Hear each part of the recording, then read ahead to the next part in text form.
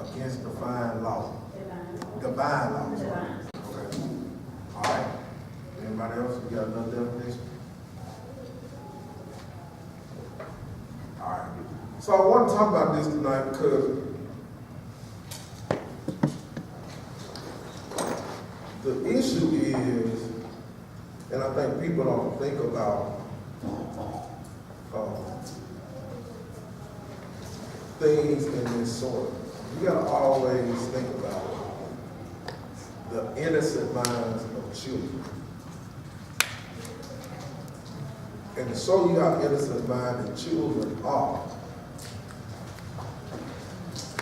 when they grew up in a certain house, I think it was JR was in school, had a little friend, I think he had just moved to Montgomery, and his friend at school told him that he was going over to his dad's house for a weekend. And JR wanted to know what kind of daddy don't stay in the house with their mom. Because he grew up in a house with mom and dad. And so what's normal in his mind, you know, he's 5, 6, 7 years old, I think, maybe 6. In his mind, mamas and daddies are to be in the home together. He did not understand why his friend said that he was going to his dad's house for the weekend. So then I had to have a conversation with him about everybody parent is not married. Sometimes they're separated, and so that's why they go over, their dad's house or their mom's house. And then his follow-up question was, well, how did they get to be a mama and a dad and they separated? That was his follow-up question. All right. So even at 6, 7 years old, the mind of a child is fearless, is inquisitive, and it can be confusing. All right. Now, fast forward to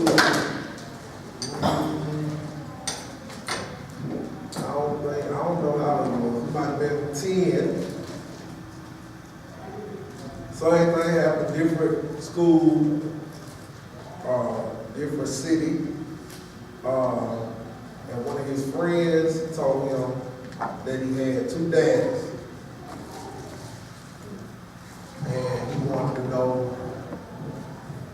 he didn't understand that. He knew about mama and daddy, but he didn't understand that. So of course, I didn't want to have that conversation with him at that time.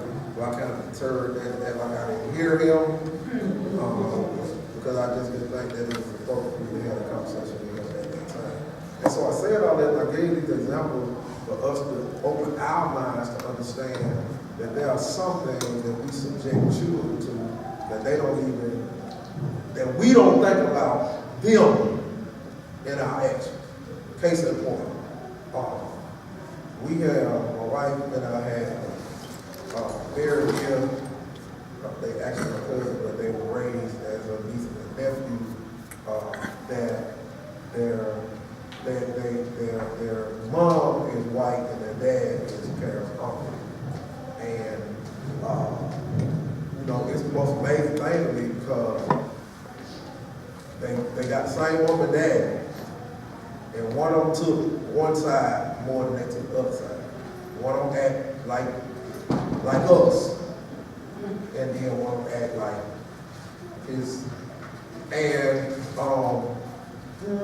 I think maybe he's a teenager and we would have a conversation about, because this cat uncle real funny, he a trip. But anyway, he said on his mind, he found so much cat from he don't mean no harm, he's just kind of direct. And even with him reproducing with the other race, he don't care about cop, no crap, he'll do it too.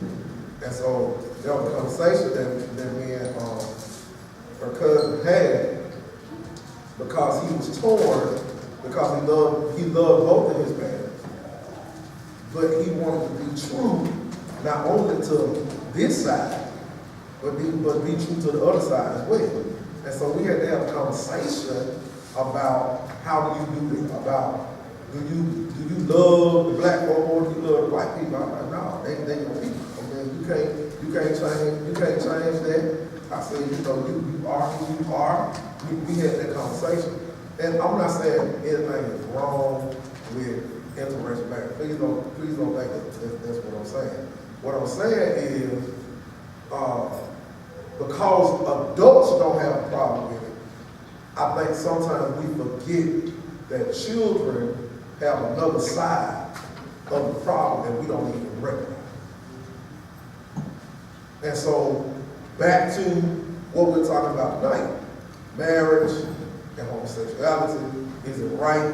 Well, the law says two same-sex couples can be married. Is that right lawfully? And to the point where now in the state of Alabama used to you go get a marriage license and they'll marry you just a piece or whatever. But now they have just gotten out of the marriage business.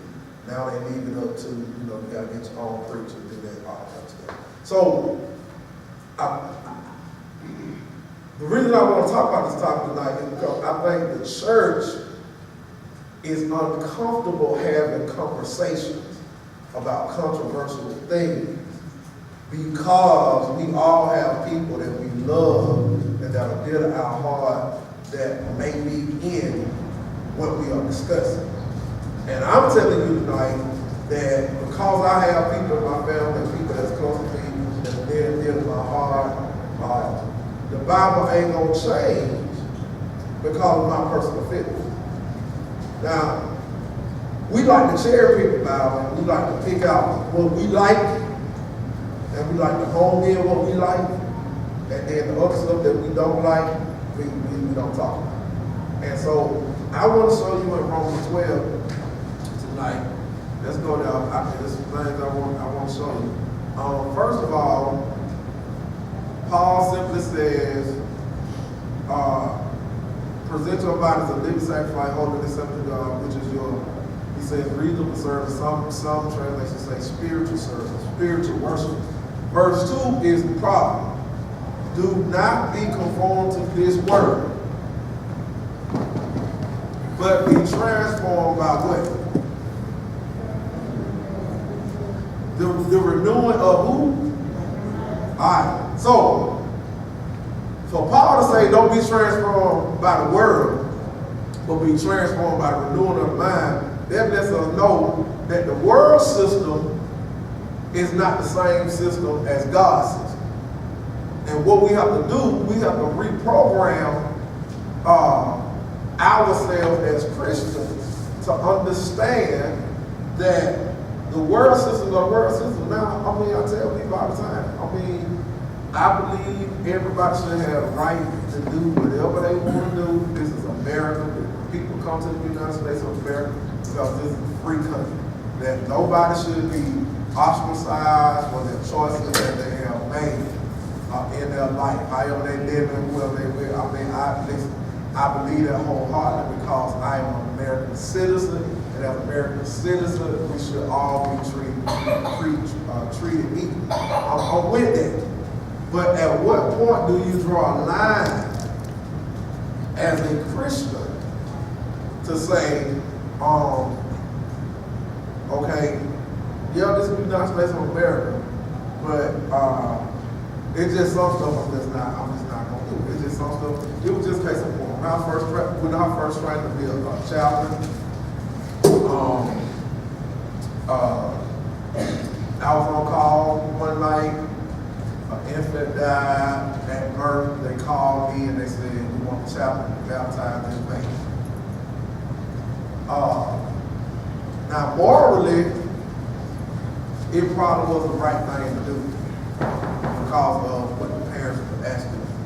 But because of my religious beliefs, my belief system told me that that I didn't want to cross that line. So what did I do? It happened. It just happened later on. I just called another chaplain that I knew that would do it, and they did it on the behalf, and they gave the parents what they need, their clothes that they need. But personally and theologically, at that time, I did not feel comfortable in. Not at that time. I still don't feel comfortable. Baptizing a deceased infant. I just want to. Does that make me a horrible person? No, it does not.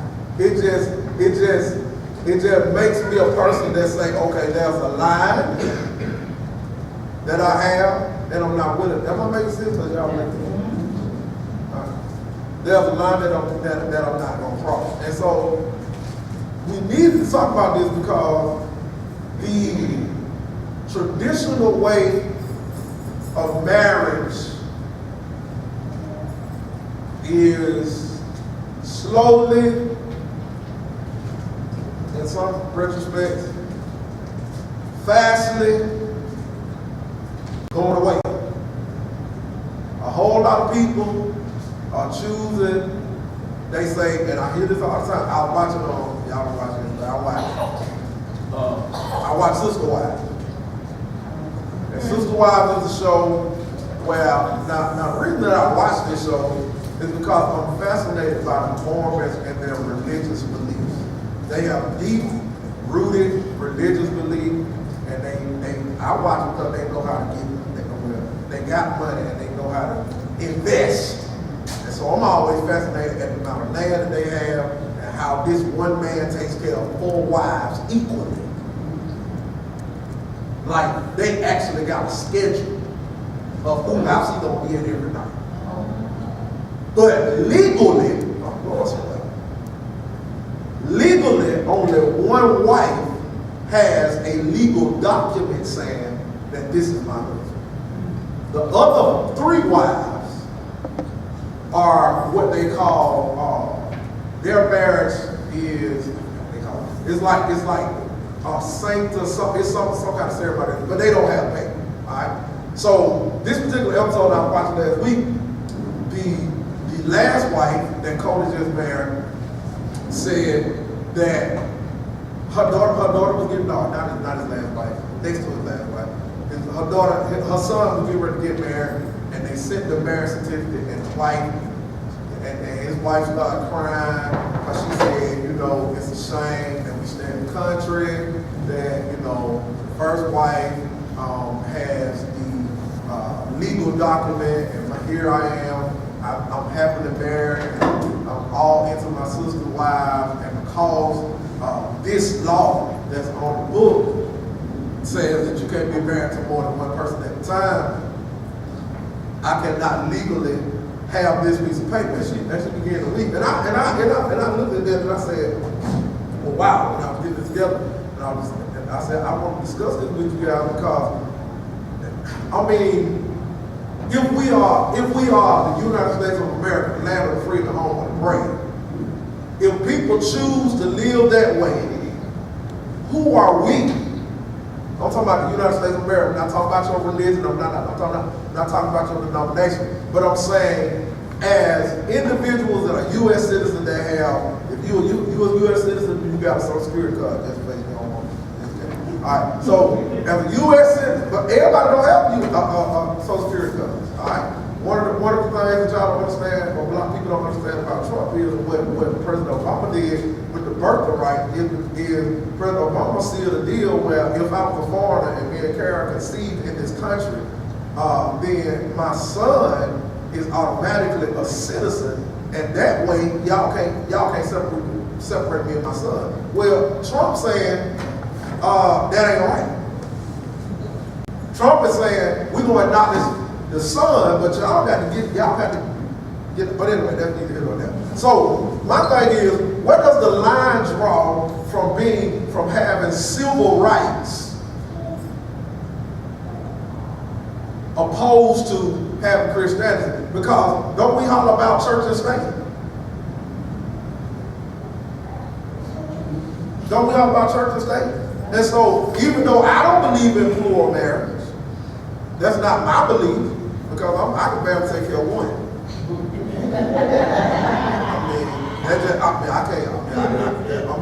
But this dude, I'm telling y'all, look it up. Sister Wives is a fascinating show. I mean, this dude got 4 wives, and when I tell you all their houses are immaculate, I mean, they make it work. Alright? So I'm saying, as a citizen of the United States, is it my job to take away these plural Mormon people that believe in plural marriage? Am I doing them a disjustice by taking away the religious, and that's their religious right, that's their belief, that's how they believe, that's their belief system in their religion. So am I imposing what I believe on another community unjustly, or what am I doing? Because there's a thin line between your civil rights and your religious rights. So let's talk about that tonight, because Paul says we shouldn't be conformed to the world, but we should be transformed by the renewing of our mind. I began this conversation by saying, I ain't no prophet of that, but in the next 10 years, I think, and it's already happened, the marriage rate is going to decrease between heterosexuals. Heterosexuals are male and female. It's going to decrease, and it's going to increase with same-sex. Now, does that mean America's going to hell? Depends on who you ask.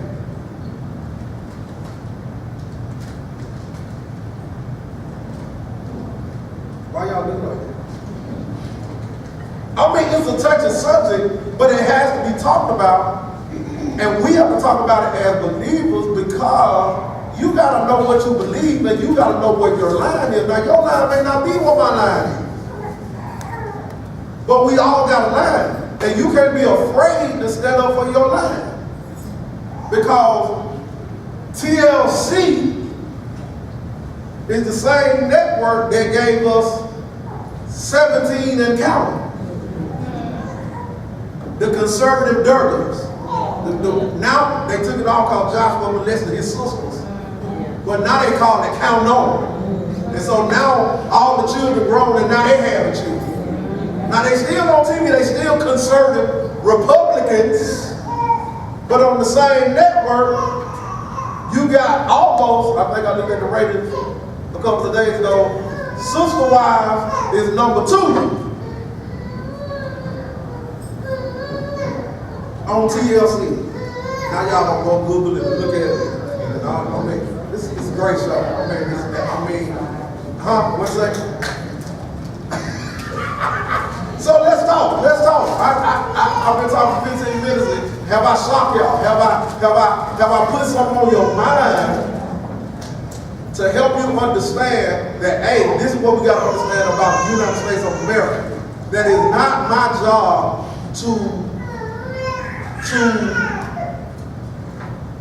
to bogart people with my religious beliefs. That's the problem that I have with the Republican Party, is because they call themselves the conservative God Party, and you know they are the party of God. Y'all gonna feed that boy? Y'all gonna give him something? You couldn't go. They call themselves the conservative party, and this is part, you know, we believe in family values, and we believe in sanctity of life. But these are the same folk that don't want you to have no abortion, but they believe in the death penalty. So you want me to have this black boy raise him till he get 18, then you gonna put him in the electric chair? So man, tell them to that. I'm about to freeze this. That's one reason why y'all been crazy. I think some of y'all about to live by this. Yeah. I'm sorry. I mean, it was really good for a minute, but it just got.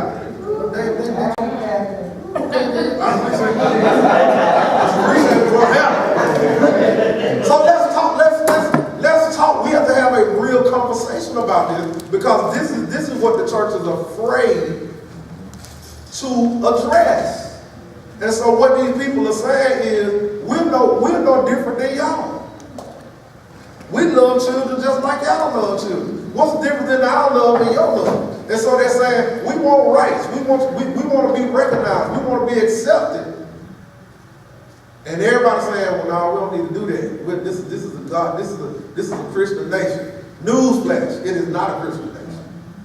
If this was a Christian nation, then we would not have other religions. So where do we draw the line? When does our mind stop conforming to the world and be transformed by the renewing, Paul says, the renewing of our mind? So that let us know right there that the mind that we have ain't right.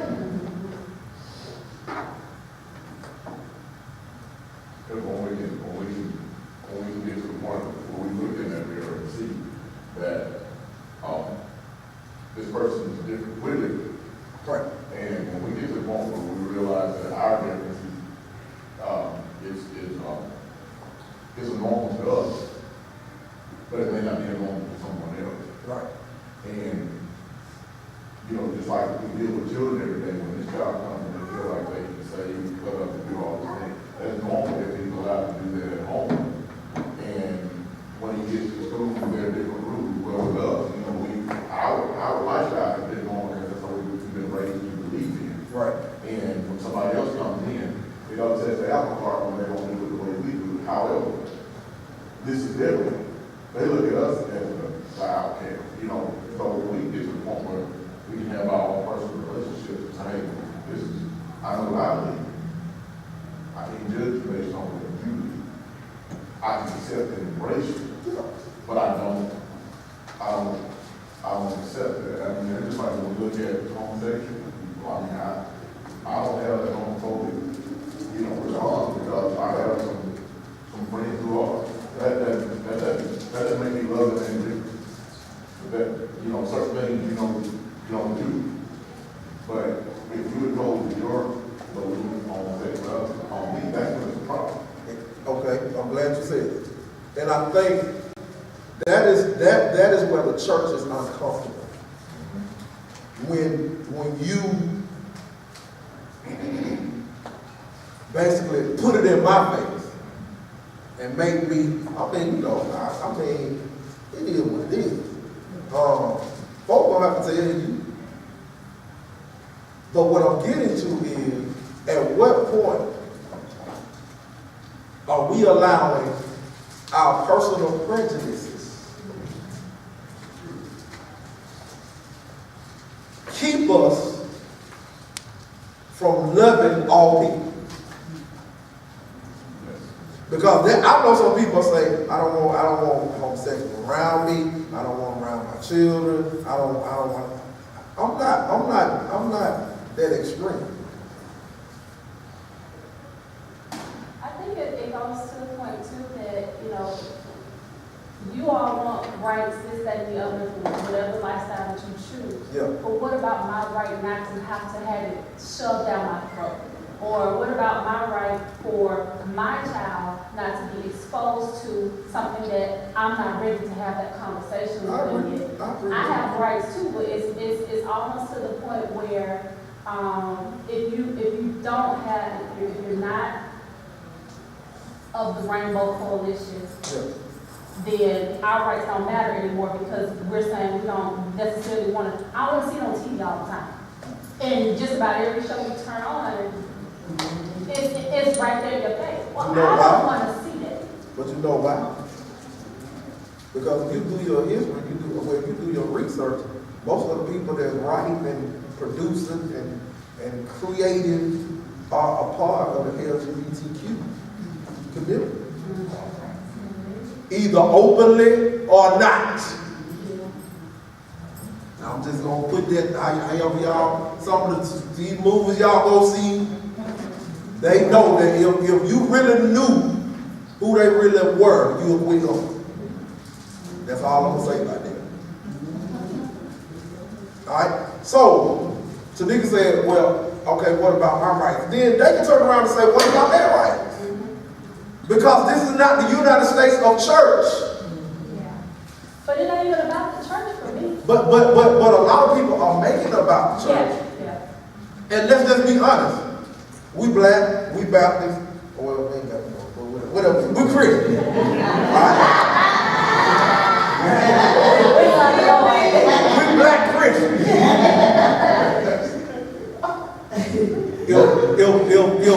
If this was the case, if we don't want to draw a line, then we probably need to close up the hymn books and quit singing a whole lot of gospel songs because they were written by people that struggled with. Quit singing all these songs. So you can't. So are we gonna quit singing the songs? Y'all niggas real. So what? So and okay, okay, case in point. I'll make this because y'all ain't talking. I'm trying to make y'all talk. I'm trying to get y'all to the table where you can recognize it. First of all, you have to admit within your own self, we all have some prejudices in us, whether you want to admit it. All right. People say, "I don't see color." You lie. We all see color. When you go to a job, you do just like I do. You want to know how many white folk there you count in your mind, how many folk working in the office, opposed to the folk on the floor. You doing all this. How many folk in supervision? The reason being is because we in the South, so we have been disenfranchised for a long time. So you got to remember, we only 50 years removed from the Tuskegee Institute, where they shot our men up with syphilis as an experiment. And told them it was medication. And that's why a lot of folks don't believe in vaccines. Because there are some direct descendants from the Tuskegee Institute. I got a couple of friends, their parents were. All right? And the government didn't do a little bit. They did a little bit. So they do that. So you gotta admit that you got some. We come to the table with our own prejudices, whether you want to realize it or not. The home that you grew up in helped shape what you thought about certain people, certain situations. We all grew up in the houses. Had grandmamas, most of us from this area, and from the country. They ain't want you around no bulldogs. All that. Get away from them sisters, like something gonna get on you. I mean, you like, man, grandma, they just gave us some candy. Don't take no candy. Like that's a person though. All right, so we all, y'all go to the truth. Yeah. I mean, they say they're looking for a bull. But anyway, so we all come to the table like that. But I'm still trying to get y'all to see at what point are you going to draw the line? At what point you can't ever let your religious beliefs hinder you from showing what we say we believe and that God is love. And what we have done as a church, we have done a poor piece job of showing love to people that are struggling with some things that we see. Now, let's go back to pedophiles. Now, Sadiq said something earlier that people, they want their rights. What about our rights? Most molestations happen not from same sex, but most molestations happen from heterosexuals. Check the statistics. Most children that have been molested, or even teenagers or whoever, most of them were molested by not same sex, but heterosexual.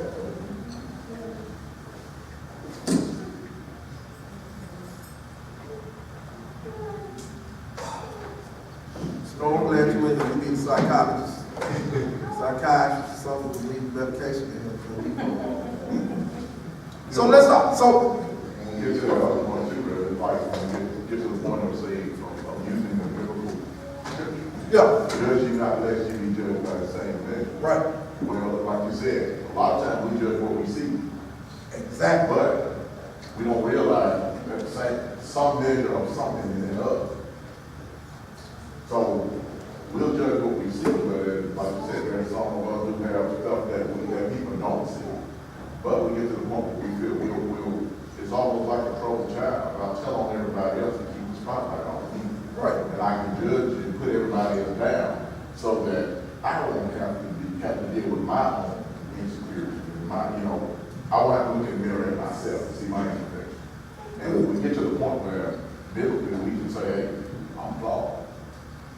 And I can love them. I don't believe in the same things that they do, but I can still love that person, regardless to their situation, regardless of how they is. That's when the healing process starts. So you are going to my point that I want to get tonight, and I ain't gonna have time to get to the next point.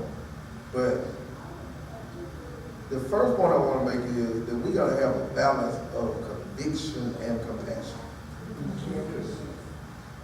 We gotta have a balance. You can't tell folk they're going to hell without showing them the way to go to heaven. And a lot of folk, what we do in church with homosexuals and lesbians, we send them to hell and don't even tell them that they can get to heaven. Because you can get there. I know where you're going.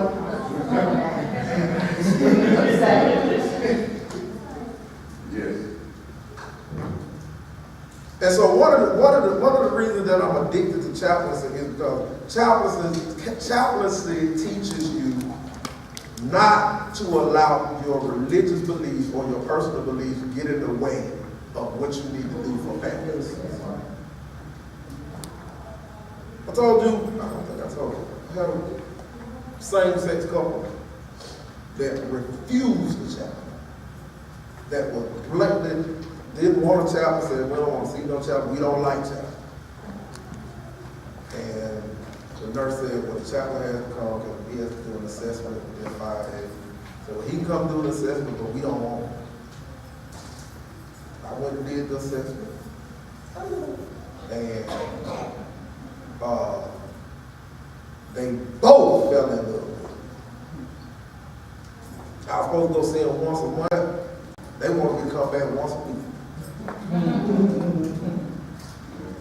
And the wife was the one that was dying, and she had an intimate conversation with me, asking me, Jeff, when I get ready to die, when I'm in the last days, will you carry me out to the gazebo, put me in the swing, and let me die peacefully?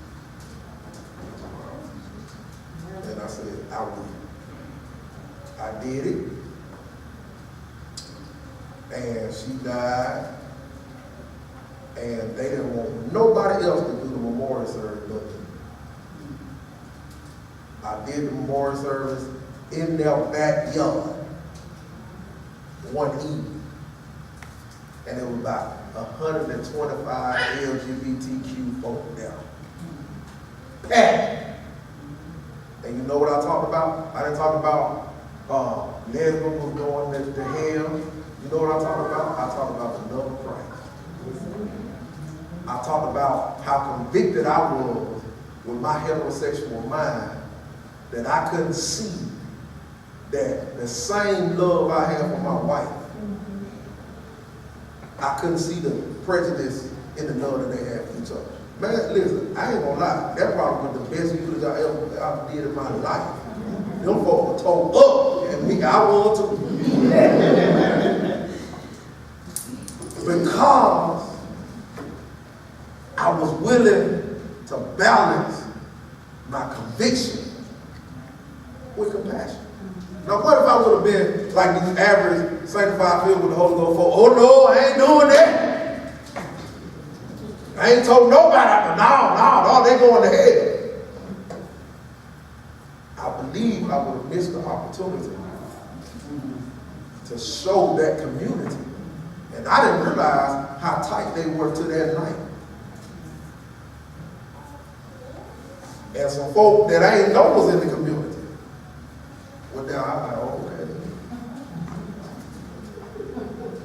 But what if I would have let my prejudice prejudice get in the way of my compassion, and I think that's what we do. So you got to balance out what you believe. I'm not telling you, saying it didn't change my belief. It showed me a different way. That Carla, which was my patient, died the same way my mama died. She stopped breathing. And because I didn't go in trying to save them, I built a relationship, and I had the opportunity to basically usher her to her last breath. What an amazing testimony of compassion and conviction that collided from a heterosexual preacher that will talk that you don't fool with them.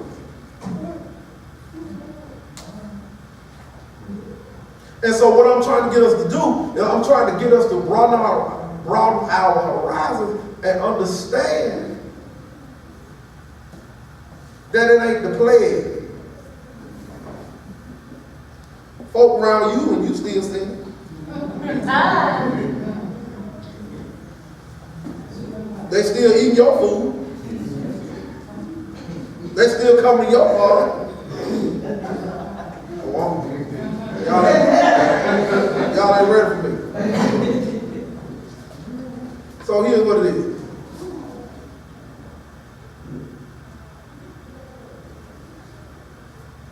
We gotta have a balance.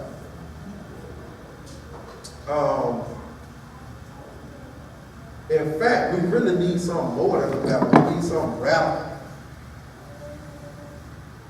to understand that the love of God could outshine any sin on this earth if we just show people love. But we are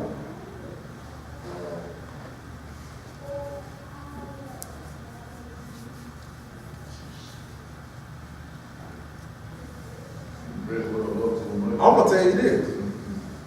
I trust some homosexuals more than I trust some straight men with my children.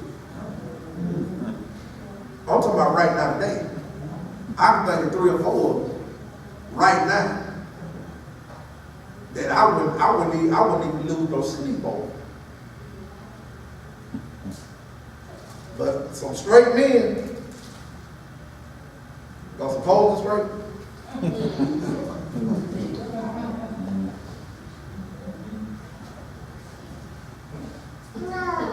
Y'all real quiet.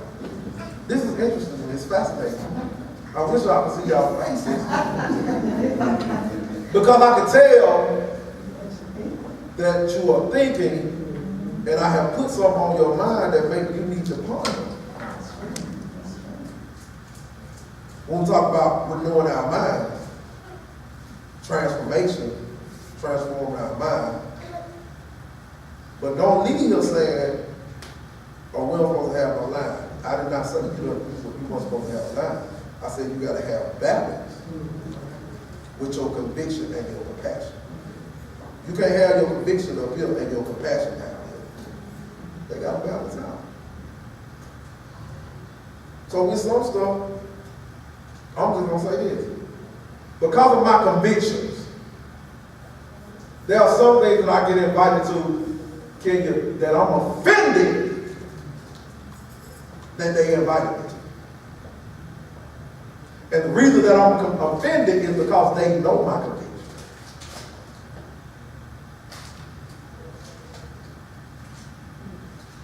But people will invite you, I put this on Facebook the other night, people will invite you to stuff to solidify their mess. And you don't even realize you're being used. That's why you don't see preachers talking at everybody party and everybody gathering. Because of who I stand, because of my convictions, and because of who I am and the position that I have, in my mind, if I'm there, I agree with whatever going on. That's why if you want to invite me to a party, there's a couple of questions that I'm going to ask you. First of all, I'm going to ask you, number one thing I'm going to ask you is, Who won't be there? And if you tell me what all different types of people, that's a God. The second thing is, why do you want me there? Or we want you to do the prayer. You can get anybody to do the prayer. So we have allowed people to use us to solidify their message. So they'll say, well, so-and-so over there.